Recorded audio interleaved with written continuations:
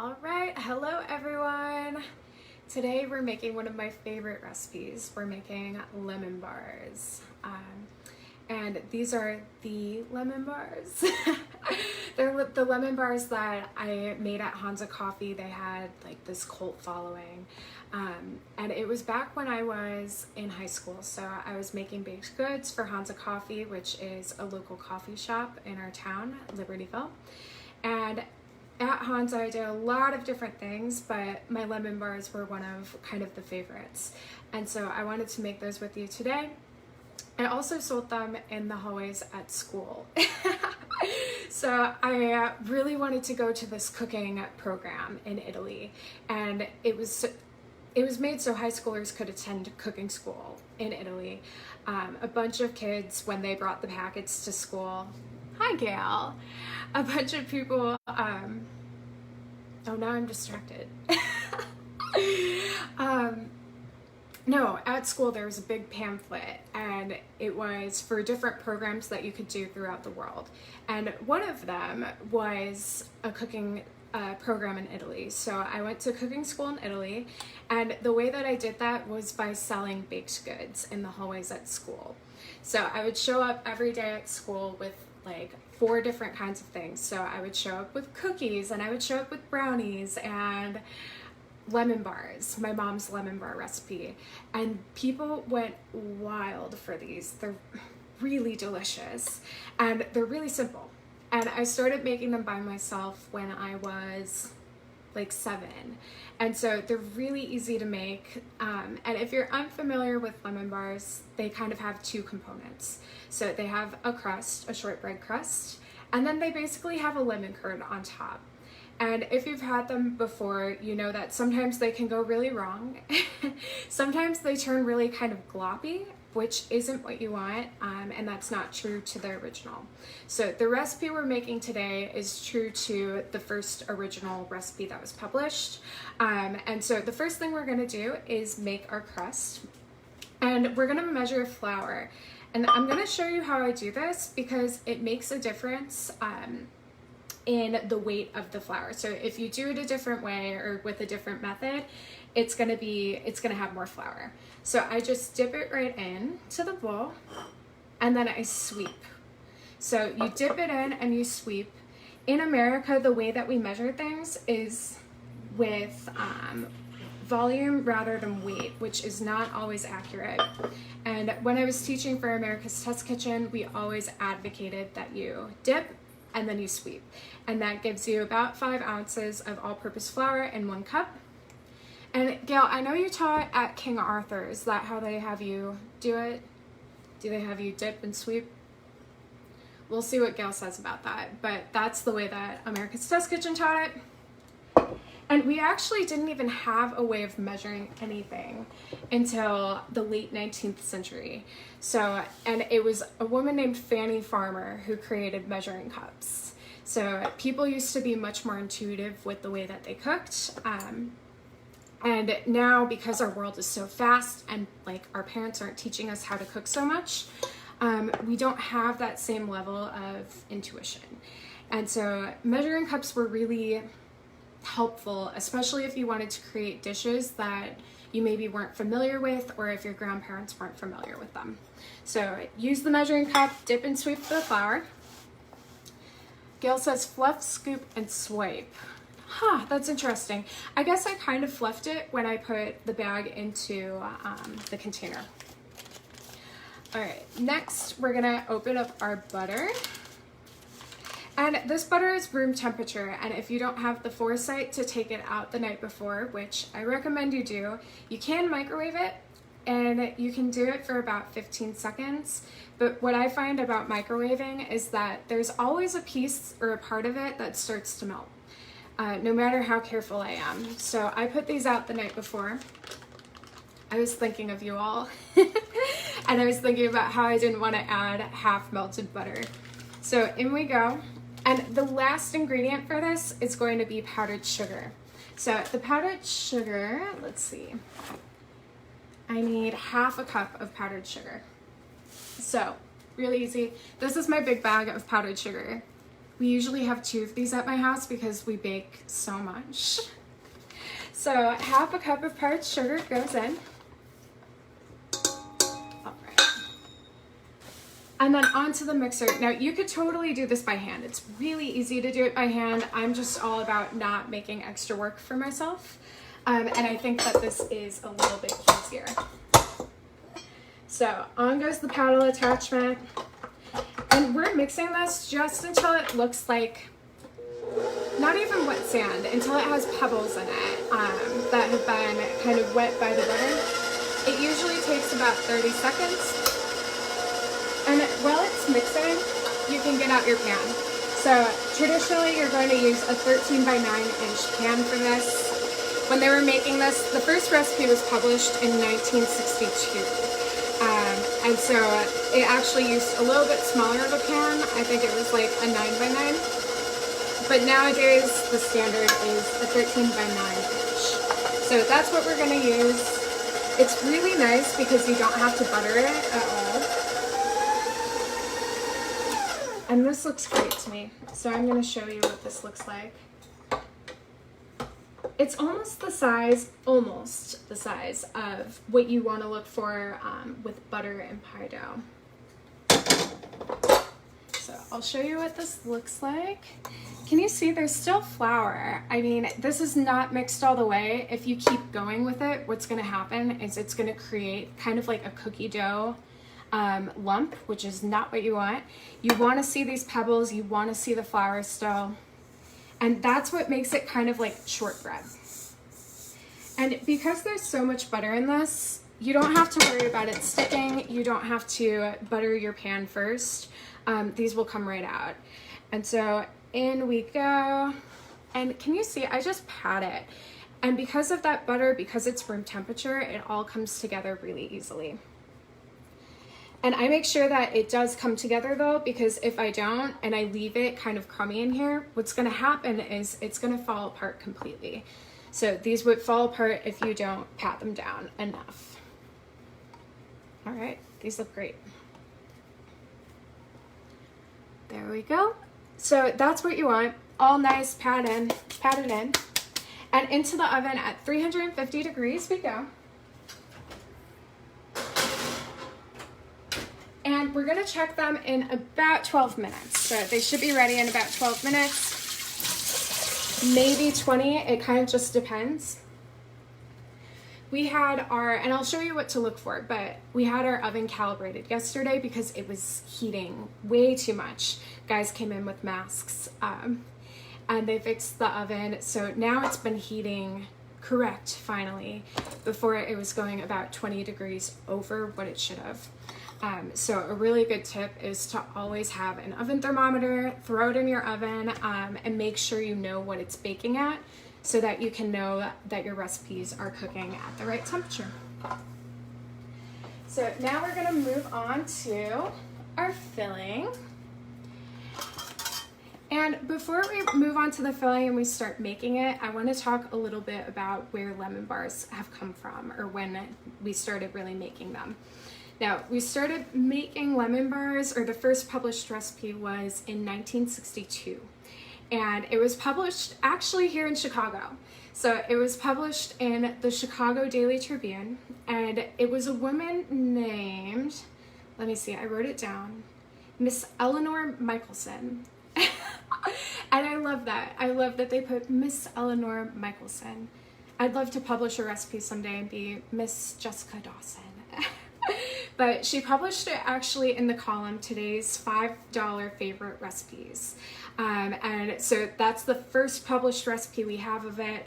But way before that, we had shortbread. We were using shortbread in forever, for eons, in recipes. Shortbread, and we were using lemon curd separately. There were bars, so people were making pastry bars at the start of the 19th century, but we don't have that published until 1962. And oh, I love it. So I found the original recipe clipping actually that Eleanor had written. And on the original clipping, she has a little paragraph at the top, just like almost every recipe does nowadays, where the chef gets to kind of say what they think or feel about about the recipe. They give you tips. And at the top, she said, for dessert, you can serve this with fruit, which is lovely. I think they are a dessert. So she says that you can serve it with fruit, or what you can do is you can serve it with milk for a snack. So I love this. I love in the 1960s that this was considered a snack if you serve it with milk. And then at the very end, she threw in that you could serve it with lemonade as well. And for the filling, if you're tempted to use lemonade and to reduce the amount of sugar, you can't do it. So that's not something that you can do, but apparently if you have it with a glass of lemonade, it's a snack and not a dessert, according to Eleanor. All right, and you'll probably see a lot of different recipes for lemon bars. People have really created a lot of variations for these. We really like the original, but some of the other recipes that you'll see for lemon bars will use the rind. So they'll use the outside of the lemon, which gives it a more intense lemon flavor, but we don't like it in my house, and the reason why is it creates this weird texture where we feel like it should be smooth. So we don't use the lemon curd for ours. You'll also see the New York Times posted one with using olive oil, extra virgin olive oil, which is interesting too, but we just really like the original. And when I ran through the original recipe, the small clipping, it's really lovely because it uses very few ingredients, and it's actually almost exactly the recipe I'm gonna make today.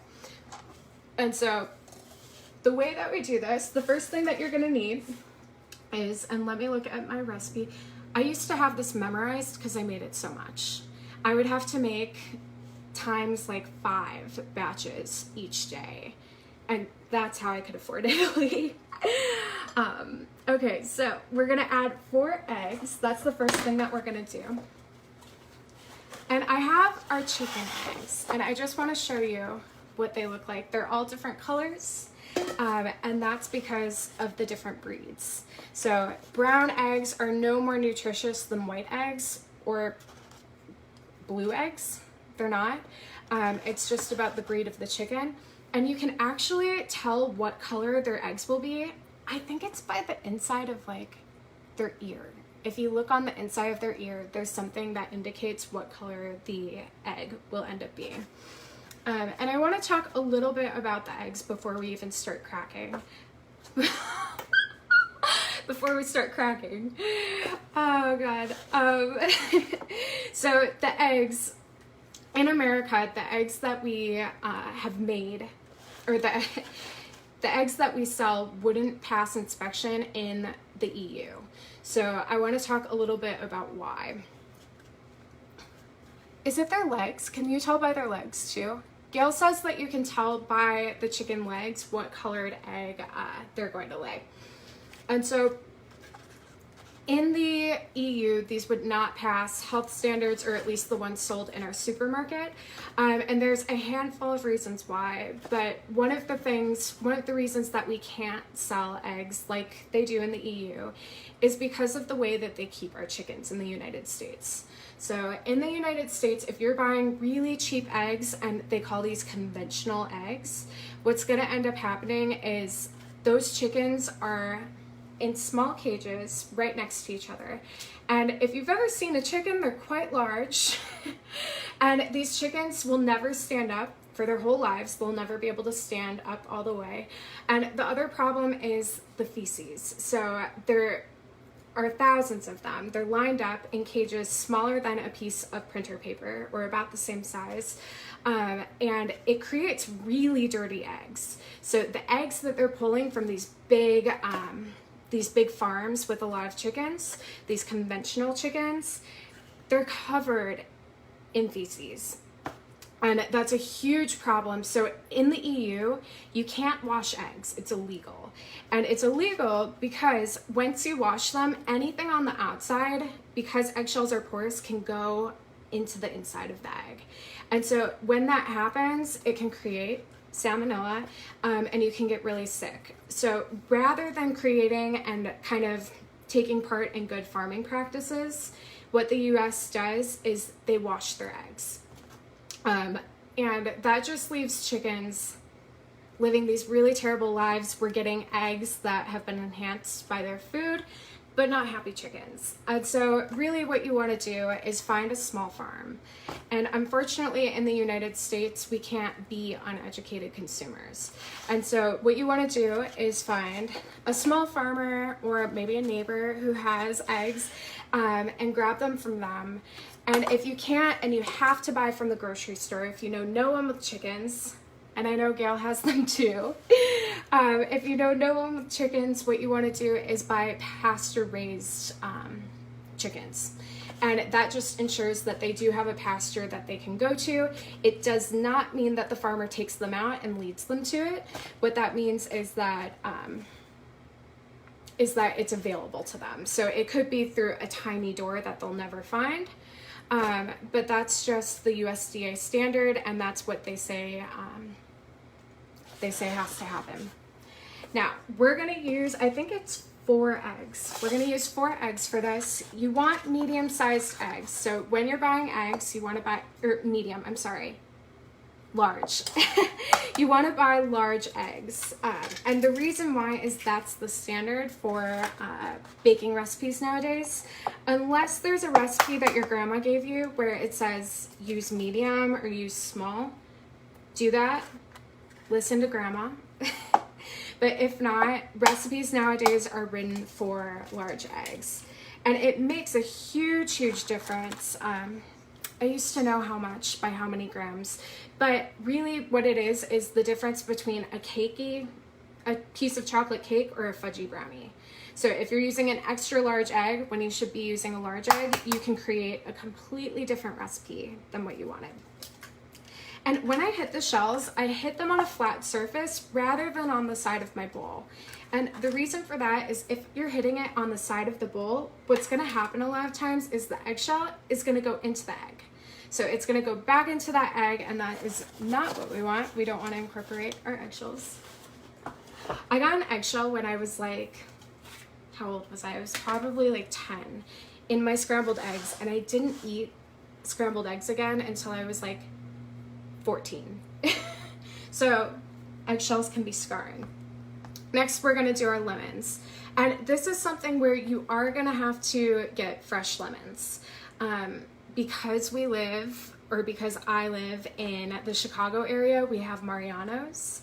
I have friends in Seattle who have no idea what Mariano's is, but I tell them it's a godsend that has fresh squeezed orange juice.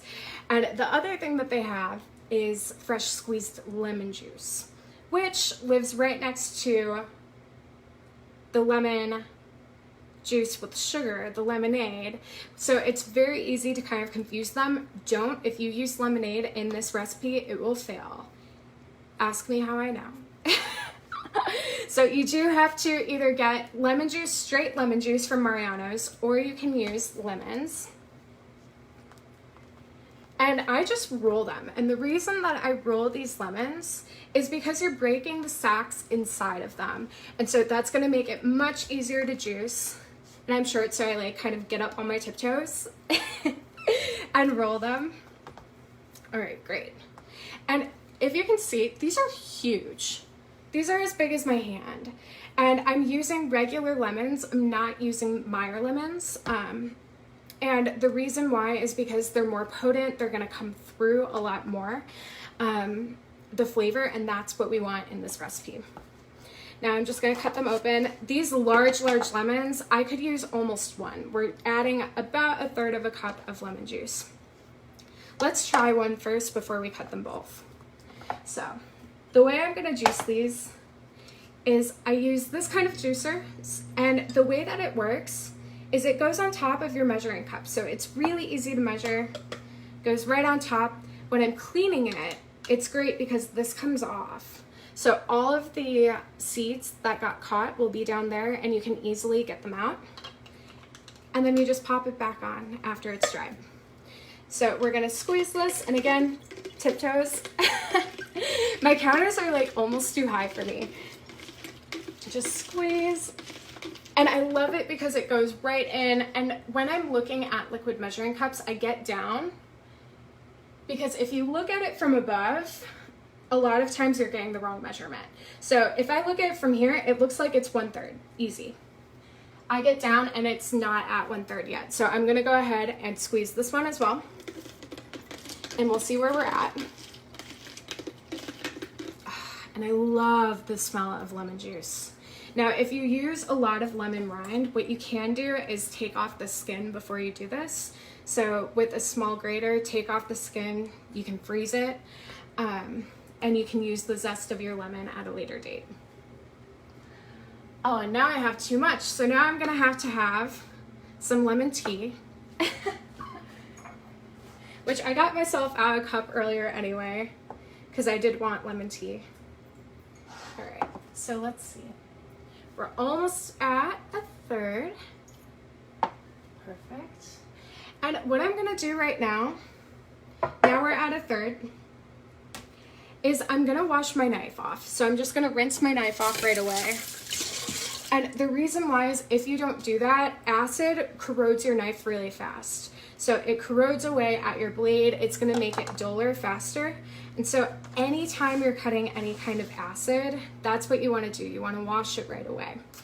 And acidic food items extend to more than just citrus. So they're not just lemons, they're not just grapefruit, they're not just your regular like lime. They can be tomatoes. Tomatoes are really acidic. Apples are acidic. So there are things that you wouldn't think of that you do need to wash your knife right after. And in general, it's a good practice that anytime you're done using your knife, right away you wash it. And that's just some good housekeeping. So we have our eggs. And let's see what else we need. So I'm gonna pop this in the sink. We need 2 cups of sugar.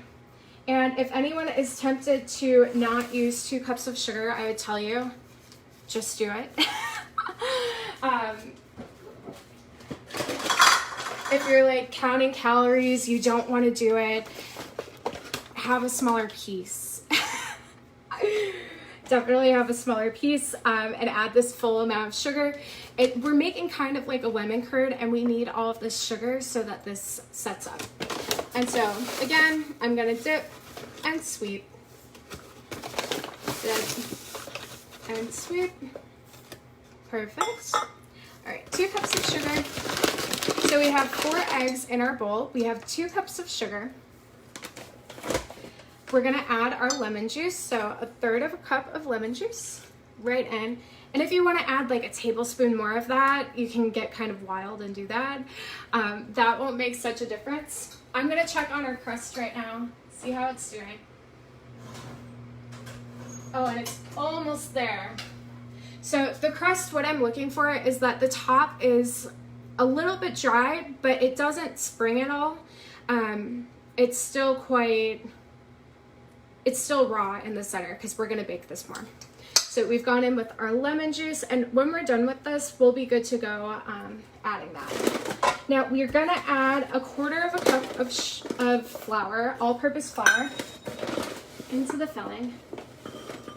And I was telling you how some recipes don't add flour. Oops.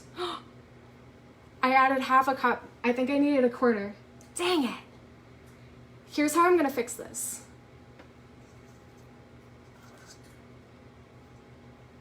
All better. You know what? It's really forgiving. It's totally fine. Grab a little more out. Okay, and I'm gonna mix it together. Baking powder is gonna go in this as well. And I use a whisk just so that I can break up the eggs better. If you use a spatula, it's not gonna do that as well. We need a 1/2 teaspoon of baking powder. And baking powder is double acting. And so what that means is when I add it to this, because we have eggs and lemon juice, because they're wet ingredients, it's going to react right away. And then it's going to react again when we go into the oven. And so you'll see on all of these baking powder, Oh no, Gail, I didn't flip the screen. You can flip the screen so these aren't backwards, but baking powder, it says double acting, and that's because it's reacting 2 different times and it's gonna give us a really nice lift. So we're just gonna whisk this together. Everything's in, it smells really nice, smells really lemony. And always use a spatula to scrape all of this out. Daniela, oh, I miss you. Daniela is one of my great friends from Iceland. I was working in a fish restaurant in Iceland and Daniela and I worked together. Oh, I miss you so much. How is Iceland doing with coronavirus, Daniela? I think there's like minimal cases. A lot of people have been contacting me. I worked with a chef named Ole, who's a little bit older, so I check in on him all the time, and I tell him he can't go out to parties. Okay. So, we're gonna check our crust. It's starting to brown a little bit on the edges, which is great. That's what we want. I'm gonna show it to you, so I'll bring it over to you. All right, so can you see how it's just browning a little bit on the edges? Even if yours doesn't, it's totally fine. So this looks good. And I don't want to melt my cutting board, so I'm gonna move it. Brendan asked if you could use lime juice instead of lemon juice. You could add grapefruit juice, you could add any kind of acid, and it should work. It should work just fine. Now, let's say that you add grapefruit juice and it's not acidic enough. If it's not what you want to do, next time is add a little bit more. All right.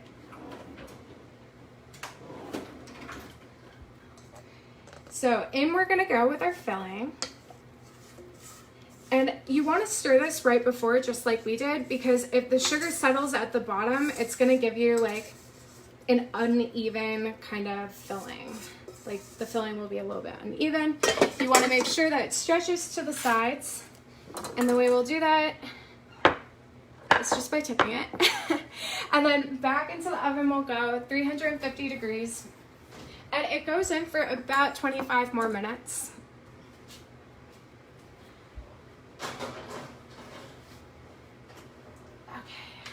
Now, one of the problems that my mom has had with this, I've never had this, but if you pull it out and you cut into it, you think it's set, you cut into it later and it's not, there's a way to save it. So let's say 25 to 30 minutes passes, you take it out, it looks like it's set up, and then it's not. You can save it, don't despair, put it back into that oven that was warm, and go ahead and just let it cool in there. And then it will come together. Those eggs will set up because we're cooking at 350 degrees. And so you just want to do it for long enough. And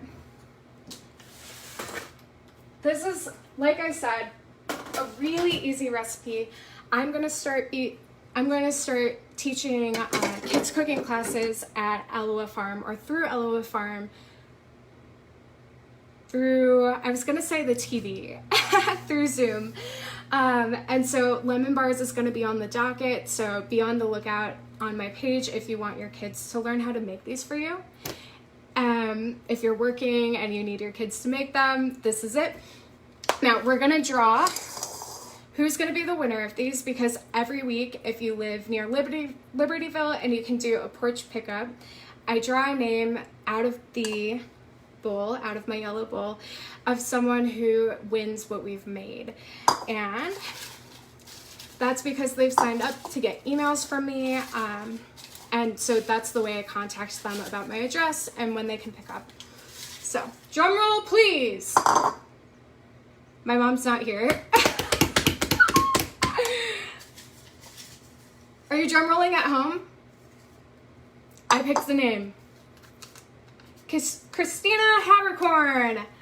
She was at my Icelandic fish class. So Christina Habercorn, you won the Lemon Bars, and we're about to see what you won.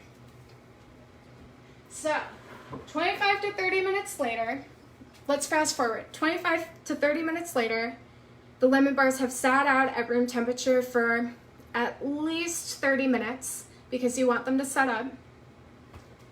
We have lemon bars. All right. And I didn't want to dust this before you got here, but the truth is, right when they come out of the oven, you have to dust them in powdered sugar, because if you don't, the powdered sugar, every time you'll pick the bar up, will go all over you. And so when it's hot, it kind of adheres to the lemon bars better. But I did leave a little corner so that you could see. Somebody will have to sacrifice themselves and eat the corner. And as you can see around the bars, it's a little bit darker than what I wanted. Again, that's just because we recalibrated our oven, so I'm still learning what temperature it bakes at. But this is what you want. That's what your lemon bars are going to look like. There are going to be little air pockets on the top.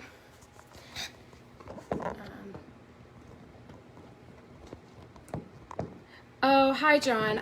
Unfortunately, right now I don't ship because, well, I have a lot of friends in the Philippines that would really want me to ship. In the Philippines and Indonesia, I have friends all over the world because I was cooking on cruise ships. And so right now I don't, but for coronavirus, if you're looking for a road trip, let me know and I'll enter you. I'll enter you to win. I wish we could ship. I actually looked into shipping to see if we could do that for my classes, but my mom has a business where she ships everything, and things are taking like 12 days or more sometimes to get to the location they need to go to, which is really unfortunate, but it's just the reality of the world we're living in right now. So if you're looking for a great road trip, John, come. Enter your name. You can enter your email on my website, jessicahitstheroad.com. And that is where I'll find you. All right, so I'm just gonna cut these so you can see the inside of them. They are just fantastic. And I'm cutting around those corners because they're darker. Somebody will eat them in my house. These will not go uneaten, but for you, I wanna cut you like really nice pieces. So we'll cut and cut. And when I was serving these at Hansa and at school, I was cutting huge bars. I was cutting bars like as big as your hand. And sometimes I would sell them at Hansa, sometimes I would only sell them at school. And so when I was out at school, kids would come up and ask me, they would be like, "Oh, Jessica, did you make lemon bars today for Hansa? Like, I'll send my parents to go get them." And so these were like super popular. I'd be like changing for gym and someone would be asking me about it. Okay, so I've cut squares and you can see, give generous helpings. If you serve it with a glass of milk, it's a snack.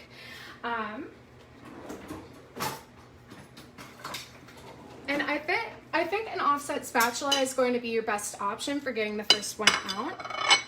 So we're gonna go, oh, yes. You guys, these are so good. Okay, here we go. Can you see it? Ah, that crust, the size of the crust is perfect. The inside is like really gooey and delicious. Oh my God. Wait, let me get one more close up. My family is going to be so excited. I told no one we were making these today because they'd all be like sitting at the counter behind me if I did. This is what it looks like. All right. Well, thank you all so much for coming. And again, if you want to be in the drawing for getting these, go ahead. Or if you just want to get the recipes and you want to be reminded that I'm doing them, sign up on my website at jessicahitstheroad.com. And I can't wait to see you next week. We'll be doing, I don't know what. So if you have any recommendations, go ahead, send me an email, put it in the comments, and I can't wait to bake with you. Thanks for coming.